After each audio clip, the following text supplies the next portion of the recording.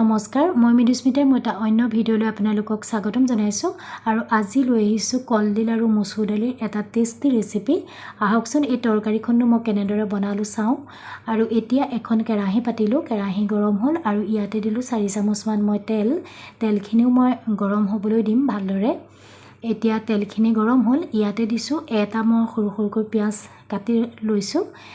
পিয়াজ মই ইয়াতে দিছোঁ আৰু এতিয়া দিলোঁ এটা জলকীয়া আৰু দুখিলা তেজপাত আপোনালোকে জলকীয়া নিজৰ জোখমতে দি ল'ব মই এটা জলকীয়া ব্যৱহাৰ কৰিছোঁ আৰু ইয়াতে দিছোঁ এচামুচ আদা নহৰু মই থেতেলিয়াই লৈছিলোঁ সেইখিনিও ইয়াতে এতিয়া দি দিছোঁ এইখিনি ভালদৰে অকণমান সময় মই আৰু ভাজি ল'ম আৰু এতিয়া ইয়াতে দিলোঁ মগু আৰু মচুৰ দালি মই অলপ সময় ধুই ৰাখিছিলোঁ এইখিনি ইয়াতে মই দি দিছোঁ সকলোৱে বেলেগ ধৰণে বনায় মইনো কেনেদৰে বনাওঁ আজি হেতুকে আপোনালোকক দেখাইছোঁ আৰু ইয়াতে দিলোঁ এতিয়া কাটি ৰখা কলডিলখিনি এইখিনিও মই ভালদৰে লৰাই ল'ম অকমান সময় আৰু ইয়াৰ পাছতে মই এতিয়া দি দিম আলু মই সৰুকৈ দুটা আলু কাটি লৈছোঁ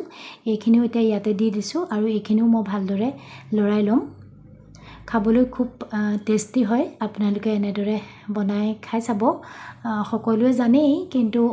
মইনো কেনেদৰে বনাওঁ হেতুকে দেখালোঁ আৰু ইয়াতে দিলোঁ অকমান ৰেড চিলি অকণমান গৰম মছলা আৰু হালধি আৰু সোৱাদ অনুযায়ী নিমখ ইয়াতে মই দি দিছোঁ আৰু এইখিনিও মই ভালদৰে লৰাই ল'ম আৰু আপোনালোকে যদি মোৰ চেনেলটো নতুনকৈ চাইছে তেতিয়াহ'লে প্লিজ সকলোৱে লাইক কৰিব শ্বেয়াৰ কৰিব আৰু চেনেলটো সাবস্ক্ৰাইব কৰি দিব আৰু এটা ধুনীয়া কমেন্ট কৰি শেষত জনাব কেনেকুৱা লাগিলে ৰেচিপিটো এতিয়া ইয়াতে দিছোঁ মই গৰম পানী ইয়াত মই ঠাণ্ডা পানী ব্যৱহাৰ কৰা নাই যেহেতু ঠাণ্ডা পানী দিলে দাইলখিনি সিজোতে বহুত টাইম লাগে সেইভাবে গৰম পানী দিছোঁ গৰম পানী দিলে সোনকালে দাইলখিনি সিজি উঠিব আৰু এতিয়া এইখিনি মই 10-15 মিনিটৰ কাৰণে ভালদৰে ঢাকি ৰাখিম যাতে ধুনীয়াকৈ দালিখিনি সিজি উঠে কলডিল আৰু দালিখিনি যেতিয়া ভালদৰে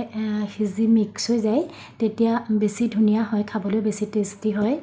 10-15 মিনিট হ'ল কিন্তু দালিখিনি এতিয়াও ভালদৰে সিজা নাই সেই কাৰণে আকৌ এতিয়া মই ইয়াত অলপমান গৰম পানী ব্যৱহাৰ কৰিম গৰম পানীখিনি দি আকৌ মই অলপ সময় ঢাকি ৰাখিম যাতে ভালদৰে সিজি উঠে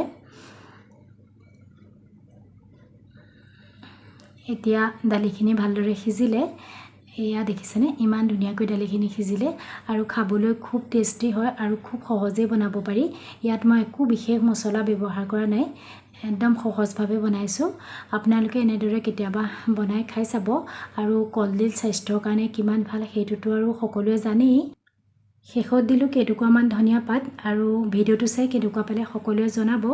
আৰু চেনেলটো সাবস্ক্ৰাইব কৰি দিব কমেন্ট কৰিব লাইক কৰিব আৰু আজিলৈ আহিছোঁ আকৌ এটা নতুন ভিডিঅ' সৈতে লগ